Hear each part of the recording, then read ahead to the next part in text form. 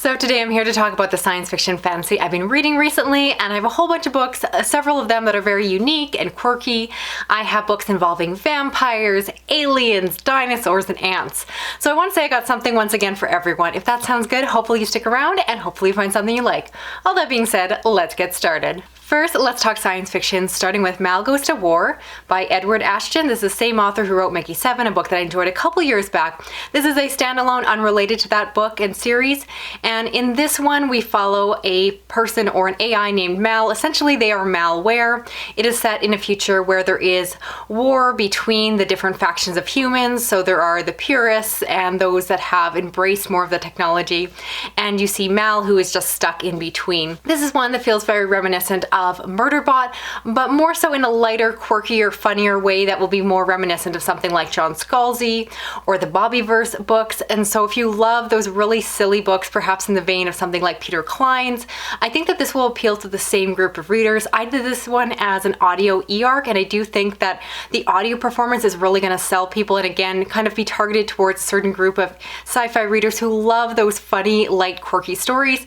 This one is just a little bit silly. It definitely is very dialogue heavy, and it doesn't lean too seriously into the science fiction. Instead, uses science fiction ideas to tell something that is more satirical and humorous along the way.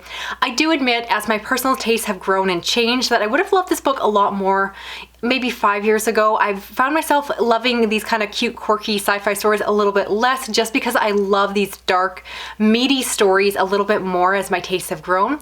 But I still think that this book is good for what it is doing, and again, it wasn't a 5-star read for me, but I definitely can see its audience. I think that other people will adore this book, so hopefully you check it out. If it sounds up your alley, I do think a lot of people will love it.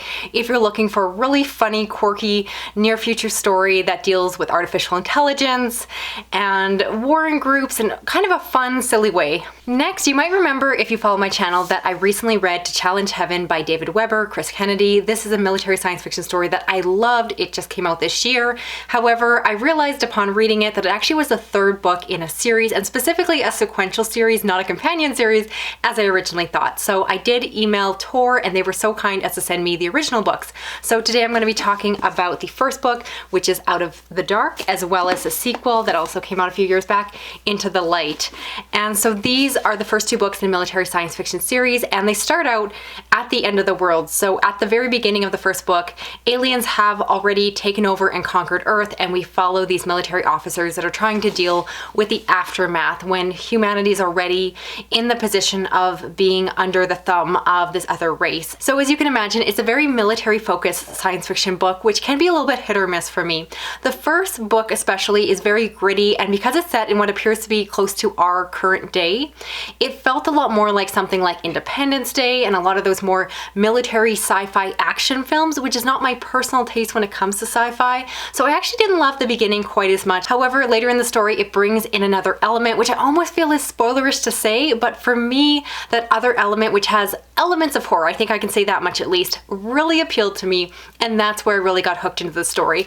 And so it continues on with book 2, which I found to be stronger, because again, it leaned further into the elements that I already liked, and led up to, again, To Challenge Heaven, which in my opinion is the strongest of the 3 books. Highly recommend it. You do want to start back at the beginning to get the full picture, but honestly, as I proved by accident, you really can read the newest one as a standalone because it's fantastic. You feel like you're getting thrown into the story unexpectedly, but I kind of enjoyed that. So I like the lead up, but this one, where it ended up, is a bit more larger scale picture, a little bit more leaning into the horror elements that I loved, and more of the overarching military planning versus the more intimate soldier-based military science fiction you get in the earlier books. So I really like this one. The first couple books are a little bit weaker. I can see why a lot of people haven't picked up the series, because I don't think the first 2 books really do justice to where the authors are going, but I'm really enjoying where it's going now.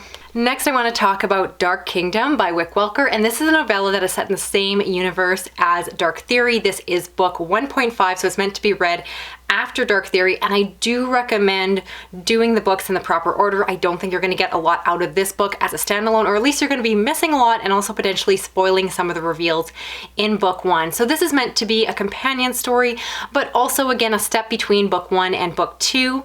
And there's a lot I love about this book. I do just really like this author's writing. I find that they write in a very rich way. I love that while this book is science fiction. It blends in elements of fantasy, but again, leads into hard science fiction in ways that I find really interesting. And so I ended up really enjoying this one as a self-contained story. My challenge with it is something that I just find with almost every companion tie-in novella that I've read in any series, and that is the fact that I just find a bit of a struggle that technically they have to be written with the idea that you could skip over these extra books and still continue on with the series. And because of that, it's always in the back of my mind that everything I'm reading is extra and not necessarily building towards the main plot. Certainly this one is a good self-contained story. You have these characters that you quickly learn to like, and I think the author does a good job of trying to build around their world building and expand upon that. But it is the case that as much as I liked this book, what I really want is book 2, and this didn't quite satisfy what I was looking for, just because I want to get on to some of the main story that I felt got paused when I read this, and I just want to get back to exactly where I left off in the last book. And I also read The Cretaceous Past by Cixin Liu. This, of course, is the same author who wrote The Three-Body Problem. I read this book as part of my preparation for my video on what to read after finishing the Remembrance of Past Earth trilogy, and I completely forgot to put this book in the video, so I'm going to talk about it now. And honestly, the reason I think I forgot to talk about it in that video is that I don't think it's a very good jumping off point. After finishing that trilogy, I went on to read this one, which is more of a short story, novella length satire that is very much told in a fable form, and it's a completely different style and just didn't necessarily appeal to me. The basic premise is set back in the age of the dinosaurs. However, it imagines a past where the dinosaurs have become highly intelligent, but also the ants have become highly intelligent.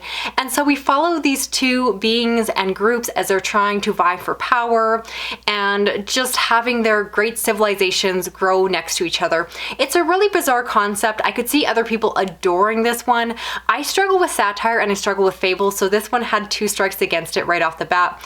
And so it's one of the times where I can appreciate what the author's doing. It's a quirky idea, but even though it was a very short work, I still found it too long for the concept that it was, and I would have been much happier if it had ended sooner. Again, I could see other people loving it. I didn't, and I wouldn't necessarily recommend it if you love, again, The Three-Body Problem and its sequels. I don't think that this book is a good one to follow up with because I found it to be quite unsatisfying and completely different. Next, let's talk about Expedition by William Douglas Barlowe.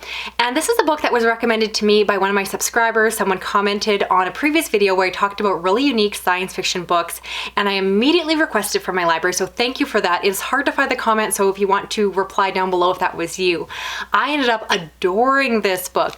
So this is a fictionalized story that is told or presented in a way to appear to be fact. This book is set in the future, specifically the 2300s, and it imagines this artist who has gone off on this expedition to another planet that supposedly has life, and then they're coming back to Earth and sharing their diagrams and drawings of what they saw. And so again, it's all, of course, obviously fictionalized, but it's presented as if it is a nonfiction account. So within the story, I don't want to spoil too much, but there are beautiful illustrations of these strange creatures, and then alongside it you get these write-ups that feel like you're reading a book. It reminded me, if you're reading a book about dinosaurs, having different diagrams, different pencil illustrations. They talk at the beginning about their journey, so they have pictures of the shuttle and how they landed, and it was so fascinating. I was completely in love with this book. It's one I would definitely love to get a copy of and just read over and over again. I want to have it on my coffee table because I love weird coffee table books. They're just such good conversation starters, and I don't want any normal coffee table books. I don't know if anyone feels the same way. So highly recommend this one of the most unique science fiction books I've ever read, and thank you again to the subscriber who told me to read this. You were absolutely right. This book is fantastic. Now, speaking of quirky science fiction stories, I also read Illuminae by Amie Kaufman and Kristoff, and this is a young adult space opera that follows 2 teenagers who, right at the beginning of the story, they break up. However, they end up on similar journeys together. There is a war that breaks out between 2 corporations, and they end up going on these spaceships. Along the way, different things happen, and the story goes from there. It's the start of a trilogy. I've only read the first book, and it's a series that I've wanted to check out for quite a while. While I don't read a lot of young adult, this series, or this book specifically, has been so buzzy on YouTube in the circles that I live in because of the fact that it is so uniquely formatted. So it's told in various formats. So some of it is told more of a traditional novel, but you also have a lot of sections where they are recounting the story through interviews. And so we have the characters that are telling the authorities afterwards what happened, giving their story. There are diagrams and different parts along the way that are told in unusual formats. I know a lot of people love the audio version for this, but for me, I really did want to check out the physical copy just because I think you miss a lot of those quirky elements. And I did love those multimedia aspects to the story, although I am someone who tends to prefer a more traditional novel format. I just like to experience the story, and often those other little tidbits can kind of take me out of the story and cause me to lose a little bit of immersion when I have to kind of stop and read something that is a little bit less traditional.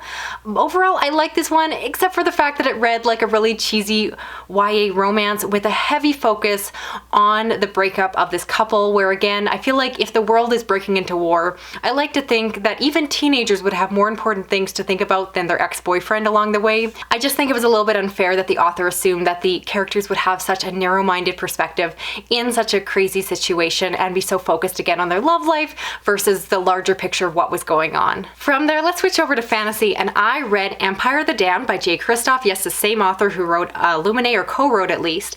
This one is decidedly adult, and I really appreciate that. This is the sequel to Empire of the Vampire, and I do recommend if you're going to go into the series, you do want to start back at the beginning. This is a direct sequel and is very much building off of it. This is a story, as you can probably guess from the title of the first book, that is all centered around vampires. However, this is more decidedly epic fantasy rather than horror. It does have some creature element to it because of the vampire presence, but really it feels much more like fantasy in terms of the narrative, the way it is written.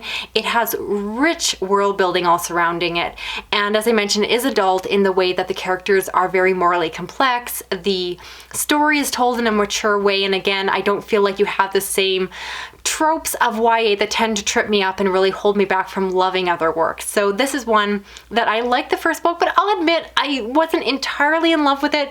I did enjoy this second book a lot more. I do think it's a really strong sequel that adds onto the story. It doesn't have that second book slump where the book feels like it's going nowhere. Instead, it really does progress the plot. And for me, I think maybe I just got more lost in the world, got a little bit more immersed, and enjoyed the fact again that it was very mature coming off the coattails of reading a young adult book. I was just very satisfied by the maturity in this one, which is what I normally like to read. I do admit that there's something to Kristoff's writing that doesn't entirely work for me, and I know it's something that other readers and reviewers have mentioned at times, that I think he has a very distinct style that either works entirely for you and you love it, or it does not. It isn't breaking my enjoyment altogether, but I find it hard for me to give his books 5 stars because something about the way that he tells the story, the narrative style, doesn't completely suck me in the way that I would love it to. But there's so many good things going on in this book that I do still very much recommend it. Again, I like it. I gave it, I believe, 4 stars, and I think that other people will love it just as much, if not more, depending on their taste in books and writing style. And I also read The Art of Destiny by Wesley Chu. This is the follow-up to The Art of Prophecy, which is an epic fantasy inspired by Asian culture that in the first book deals with someone who is supposedly the chosen one, but it turns out that the prophecy is false and maybe they aren't. And so the second book, without spoiling anything, picks up where the other book left off. I really enjoyed the first book, but I do admit the second book just felt long, a little bit tired, and I'm not entirely certain if I'm going to continue on with the series. I just found that the plot didn't really progress as much as I wanted. For the length of the book, I found myself honestly a little bit bored, which is always a sad thing to say about a book that I otherwise should be enjoying, especially due to my love of Asian-inspired fantasy. Usually it's a no-brainer for me. Usually they're instant favorites, and so the fact that I didn't entirely love this sequel makes me disappointed. So if you've read it and have other thoughts or opinions, definitely drop it down below, as long as you keep it spoiler-free. So that's it for this video here. I'd love to know, of the books I talked about, which ones are you planning on checking out for yourself? And again, please give me your recommendations for quirky, unusual, unique science fiction and fantasy books that you think that I should check out. Again, I really do take your recommendations into account. I literally have an example here of a book that I requested right after I saw that comment, and you all have the best taste in books, the best recommendations, and I want more. So drop your recommendations down below. If you haven't given me a recommendation for a book that you think I'll love, I would really appreciate you passing that along. If you're new to my channel and want to stick around, subscribe. I do read a lot of horror, thriller, science fiction, fantasy, and other dark things. If you want to help me out with this video, you can give it a big thumbs up, you can drop a comment, even if just a little emoji like a vampire lets me know you're here. Otherwise, if you want to hit that little notification bell, you'll never miss a video from me. Thanks so much for watching. Talk to you again soon. Okay, bye-bye.